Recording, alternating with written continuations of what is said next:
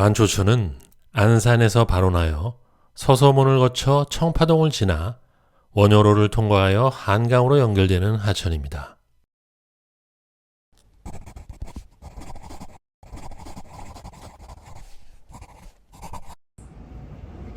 서울 지하철 3호선 독립문역에 내려서 4번 출구로 나갑니다.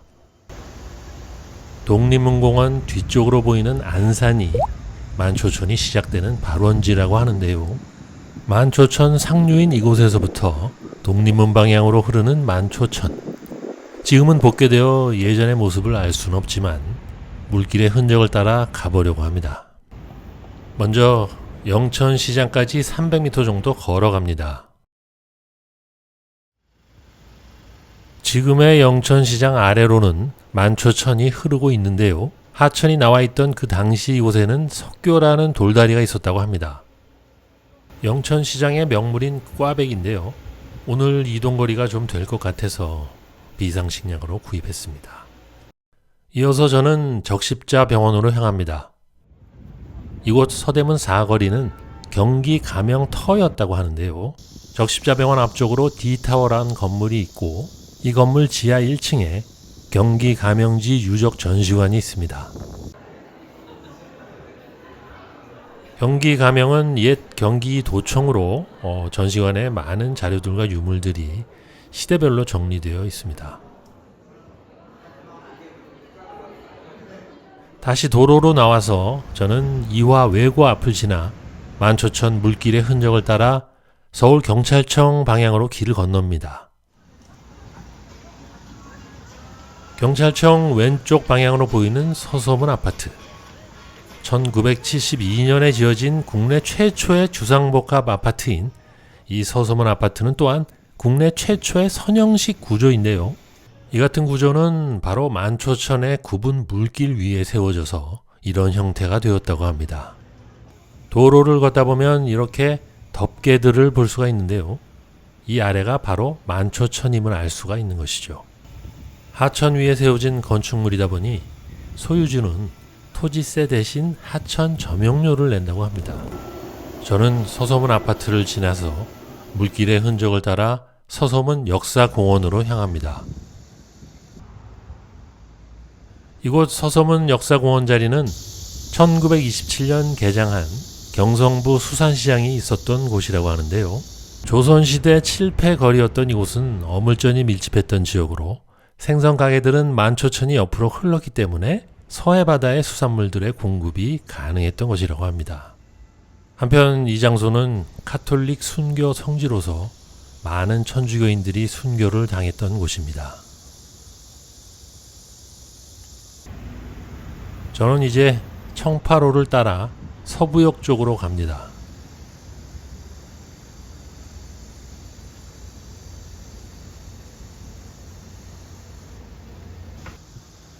국립극단 소극장 간판을 보면서 골목을 따라 청파동 언덕 쪽으로 올라갑니다.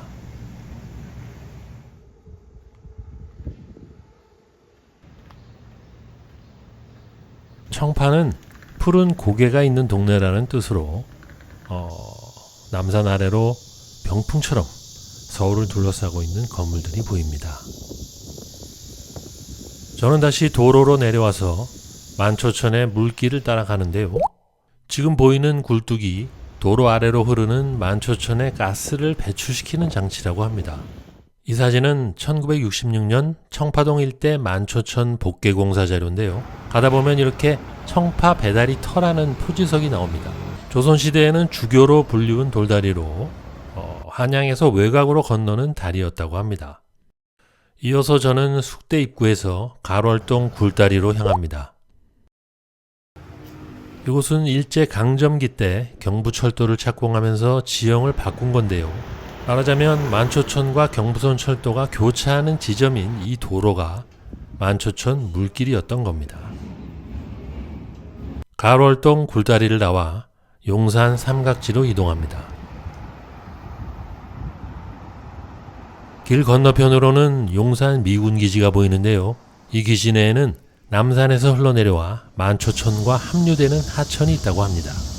알려진 대로 이곳은 일제강점기 때 그들의 전쟁 기지였는데요. 군사지역이라 출입은 불가능하지만 현재 기지 내에는 만초천 지류와 다리가 그대로 있습니다. 저는 이제 삼각지 쪽에서 용산 전자상가 방향으로 이동합니다.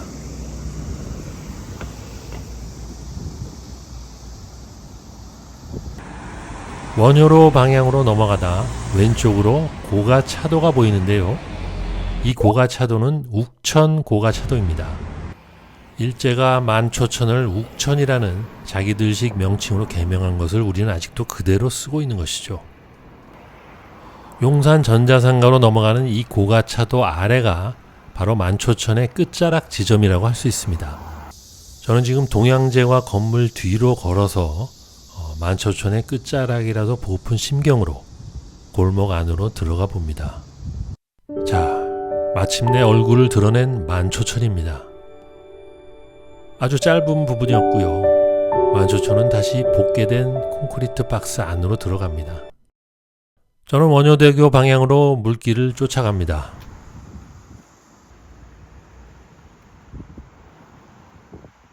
원효대교 밑으로 가기 위해 강변북로를 건너야 하는데요. 유교를 건너서 한강 고수부지 쪽으로 내려갑니다. 도로로 내려와서 150m 정도 걸으면 만초천교가 나오는데요. 이렇게 흉물스러운 하수터널은 만초천의 최종지로 봉준호 감독의 영화 괴물의 배경이 되었던 곳입니다.